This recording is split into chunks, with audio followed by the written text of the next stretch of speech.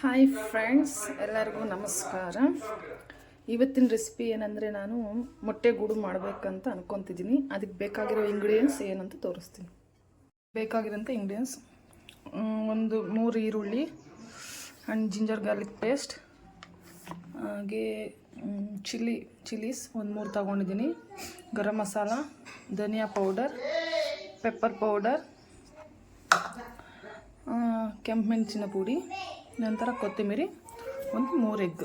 ಮಾಡುವ ವಿಧಾನ: ಬಾಣಲೆಗೆ ಒಂದು ಸ್ವಲ್ಪ ಎಣ್ಣೆ ಹಾಕ್ಕೊಳ್ಳಿ, ಅಂದರೆ ನಿಮ್ಗೆ ಎಷ್ಟು ಬೇಕೋ ಅಷ್ಟು ಹಾಕ್ಕೊಂಡು ಈ ಥರ ಸ್ವಲ್ಪ ಆ ಕಡೆ ಈ ಕಡೆ ಸೈಡ್ಸಲ್ಲೆಲ್ಲ ಈ ಥರ ಅಂದ್ಕೊಳ್ಳಿ.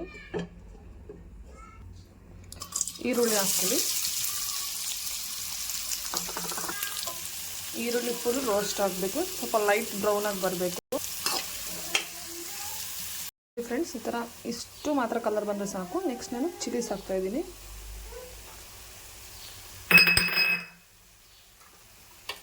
ನಂತರ ಜಿಂಜರ್ ಗಾರ್ಲಿಕ್ ಪೇಸ್ಟ್ ಸ್ವಲ್ಪ ಹಾಕ್ಕೊಂಡು ಒಂದು ಸ್ವಲ್ಪ ಲೈಟ್ ಬ್ರೌನ್ ಆಗೋ ತನಕ ಆಗಿದೆ. ಈ ಲೆವೆಲಿಗೆ ಬಂದರೆ ಸಾಕು. ಆನಂತರ ನಾವು ನಮಗೆ ಬೇಕಾಗಿರೋ powders: red chilli powder, pepper powder, ನಂತರ ಕೊರಿಯಂಡರ್ ಪೌಡರ್, ಗರಂ ಮಸಾಲ, ಇವು 4 ಹಾಕಿ ಮಿಕ್ಸ್ ಮಾಡಿ. ಆದರೆ ಸ್ವಲ್ಪ ಹಾಕ್ಕೊಳ್ಳಿ, ನಿಮಗೆ ಖಾರ ಎಷ್ಟು ಬೇಕೋ ಅಷ್ಟು ಮಾತ್ರ ಹಾಕ್ಕೊಳ್ಳಿ. ನಮ್ಮ ಮನೆಯಲ್ಲಿ ಮಕ್ಕಳಿದ್ದಾರೆ, ಸೊ ನಾನು ಅದಕ್ಕೆ ಕಮ್ಮಿ ಹಾಕ್ಕೊಂಡಿದ್ದೀನಿ ಫ್ರೆಂಡ್ಸ್. ನಿಮ್ಮ ಖಾರಕ್ಕೆ ಎಷ್ಟು ಬೇಕೋ ಅಷ್ಟು ನೀವು ಹಾಕ್ಕೊಳ್ಳಿ. ರುಚಿಗೆ ತಕ್ಕಷ್ಟು ಉಪ್ಪು.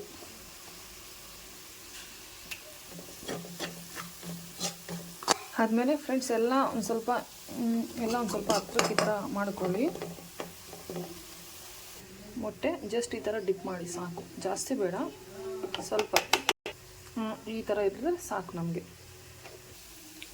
ನೋಡಿ ಫ್ರೆಂಡ್ಸ್, ಮೊಟ್ಟೆ ಹಾಕ್ಬಿಡ್ತಿದ್ದೀನಿ ನಾನು.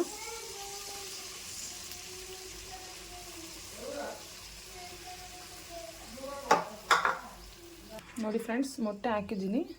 ನಂತರ ಇದ್ರ ಮೇಲೆ ಸ್ವಲ್ಪ ಈರುಳ್ಳಿ, ಸ್ವಲ್ಪ red chilli powder, garam masala, pepper powder, ಹಾಗೆ ಧನಿಯಾ ಪುಡಿ, ಮತ್ತು ಇದರ ಮೇಲೆ ಒಂದು ಸ್ವಲ್ಪ ಲೈಟಾಗಿ ಸಾಲ್ಟ್ ಹಾಕೊಳ್ಳಿ, ನಿಮ್ಗೆ ಎಷ್ಟು ಬೇಕೋ ಅಷ್ಟು.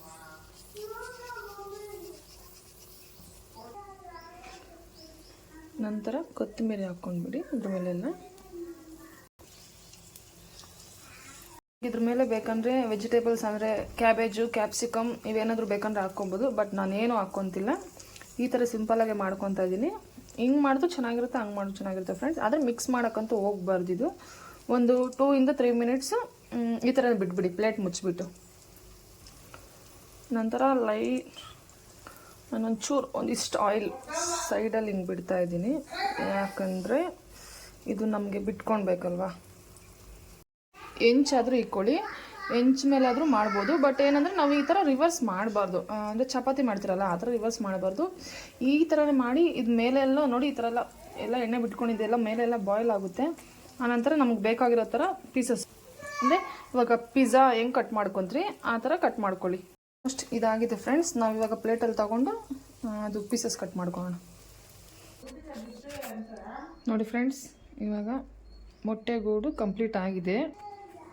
ಇವಾಗ ನಾನು ಪ್ಲೇಟ್ಗೆ ಹಾಕ್ಕೊಂಡು ತಿಂತಿದ್ದೀನಿ. ನಂತರ ಇದು ಒಂದು 90% ಕುಕ್ ಆಗಿದೆ ಫ್ರೆಂಡ್ಸ್. ನಿಮಗೆ ಈ ಥರ 90% ಕುಕ್ ಮಾಡಿ ತಿನ್ನೋಕ್ಕಾಗಲ್ಲ ಅಂತಂದರೆ ನೀವು ಫುಲ್ ಬಾಯ್ಲ್ ಕೂಡ ಮಾಡ್ಕೊಬೋದು. ಬಟ್ ನಾನು ಫುಲ್ ಬಾಯ್ಲ್ ಯಾವತ್ತೂ ಮಾಡಲ್ಲ. ಫುಲ್ ಬಾಯ್ಲ್ ಮಾಡಿದ್ರೆ ಆಮ್ಲೆಟ್ ಥರ ಆಗೋಗುತ್ತೆ. ನಾನು ಈ ಥರನೇ ಮಾಡ್ತೀನಿ, ಈ ಥರನೇ ಚೆನ್ನಾಗಿರುತ್ತೆ. ಒಂದ್ಸಲ ಟ್ರೈ ಮಾಡಿ ನೋಡಿ, ಚೆನ್ನಾಗಿರುತ್ತೆ ತಿನ್ನೋದಕ್ಕೆ. ಇಲ್ಲ ನಮಗೆ ತಿನ್ನೋಕ್ಕಾಗಲ್ಲ ಅಂದರೆ ಫುಲ್ ಬಾಯ್ಲ್ ಆದರೂ ಮಾಡ್ಕೊಳ್ಳಿ, ರಿವರ್ಸ್ ಮಾಡ್ಕೊಂಡು ಕಟ್ ಮಾಡಿ. ಯಾಕಂದರೆ ನಾವು ಇದಕ್ಕೆ ಎಗ್ ಪಿಜ್ಜಾ ಅಂತ ಕೂಡ ಹೆಸರಿಕ್ಬೋದು, ಅಂದರೆ ವೆಜಿಟೇಬಲ್ಸ್ ಇವೆಲ್ಲ ಹಾಕ್ಬಿಟ್ಟು. ಸೊ ನಮ್ಮ ಚಾಯ್ಸ್, ನಾವು ಯಾವ ಹೆಸರು ಬೇಕಂದ್ರೆ ಅದು ಇಕ್ಕೊಬೋದು. ನನ್ನ ಚಾನಲ್ ಇನ್ನೂ ಯಾರಾದರೂ ಸಬ್ಸ್ಕ್ರೈಬ್ ಮಾಡಿ, ಲೈಕ್ ಮಾಡಿ, ಶೇರ್ ಮಾಡಿ ಫ್ರೆಂಡ್ಸ್. ಇನ್ನೂ ನಿಮ್ಗೆ ಈ ಥರ ಸ್ಪೆಷಲ್ ವೀಡಿಯೋಸ್ ಏನಾದರೂ ಬೇಕಂದರೆ ನನಗೆ ಕಮೆಂಟ್ ಮಾಡಿ.